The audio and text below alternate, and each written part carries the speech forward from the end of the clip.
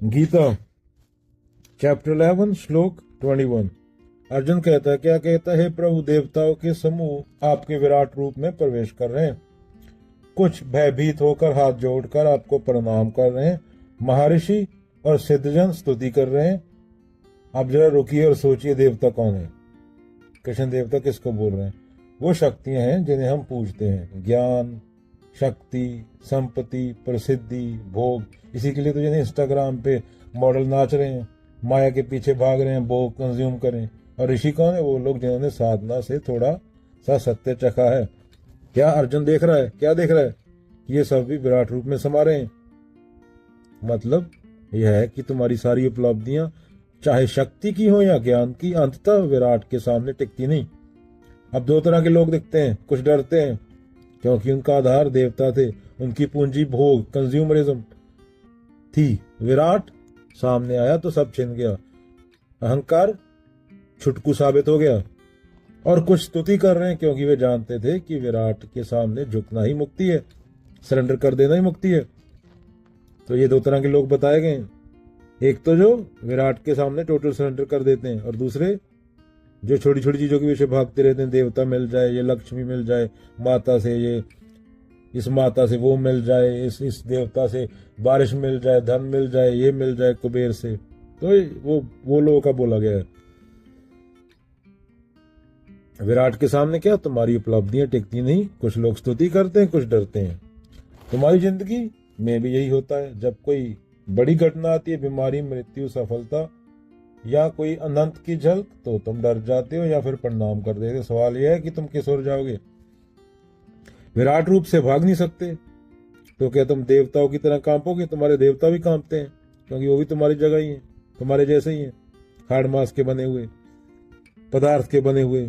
मूर्ति पदार्थ की होती है। तो वो संकेतक बात बताई गई है कि सत्य एक है, फालतू की चीजों के पास से, फालतू की चीजों के पीछे मत भागो, अपने टाइम वेस्ट मत करो। हाँ, साधन है तो सही है वहां तक जाने का। अगर वहां तक जाने का, सत्य तक जाने का वो साधन बनती है तो सही है।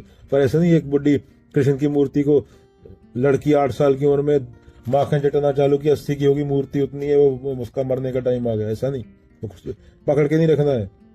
वो जो तुम्हें आगे बढ़ने में मदद करे, वही साधन क्या है? सही है किसकी ओर? उस सत्य की ओर। सवाल यह है कि तुम किस ओर जाओगे? विराट रूप से भाग नहीं सकते तो क्या तुम देवताओं की तरह कांपोगे या ऋषियों की तरह गाओगे, मेरा मुझ में कुछ नहीं, जो कुछ है सो तेरा तेरा, तुझको सौंप के क्या लागे है मेरा, कबीर जी? गाओगे मस्ती में? विराट रूप तुम्हें हमेशा सामने मिलेगा, समय, मृत्यु, परिवर्तन के रूप में। अगर तुम उसे शत्रु मानोगे तो भय होगा, अगर तुम उसे ईश्वर मानोगे तो स्तुति होगी। और यह तय करेगा कि तुम्हारी यात्रा भय में होगी या मुक्ति में। अगेन, विराट रूप तुम्हें हमेशा कहाँ मिलेगा? सामने, समय, मृत्यु, परिवर्तन के रूप में। अगर तुम उसे शत्रु मानोगे तो भय होगा, अगर तुम उसे ईश्वर मानोगे स्तुति होगी। और यह तय करेगा कि तुम्हारी यात्रा भय से होगी या मुक्ति से। मान लो स्कूल में अचानक प्रिंसिपल क्लास में आ जाए, कुछ बच्चे डर कर खड़े हो जाएंगे, अब डांट पड़ेगी, कुछ बच्चे मुस्कुराएंगे, नमस्ते सर बोलेंगे।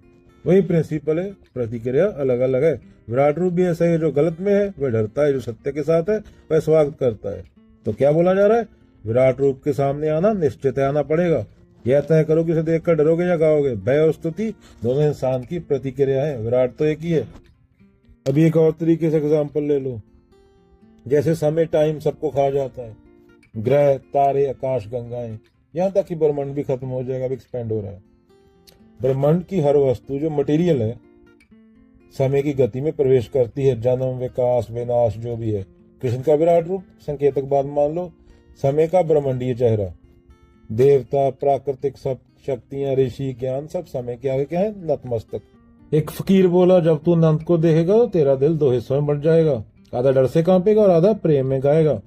यही कारण है देवता डरते हैं और ऋषि गाते हैं। अनंत के सामने यही इंसान की हालत है, रोते भी हंसते भी हैं। तो ये बोला जा रहा है, जो सच्चा आदमी होएगा वो अनंत के सामने नतमस्तक हो जाएगा, उसके साथ एक हो जाएगा। All know drop merge into the ocean, few no ocean merge into the drop, Kabir साहब। और जो पापी होएगा, जो अहंकार होएगा, वो सच के सामने है क्या हो जाता है? खत्म। जैसे अंधेरा रोशनी की एक किरण से खत्म हो जाता है। रोशनी की एक छोटी सी किरण पूरे जंगल को चैलेंज कर देती है, ये बताने की कोशिश की गई है। और विराट कोई बाहर नहीं, तुम्हारे अंदर ही है। तुम्हारे मन का कचरा ही पाप है, तो जो डरता है।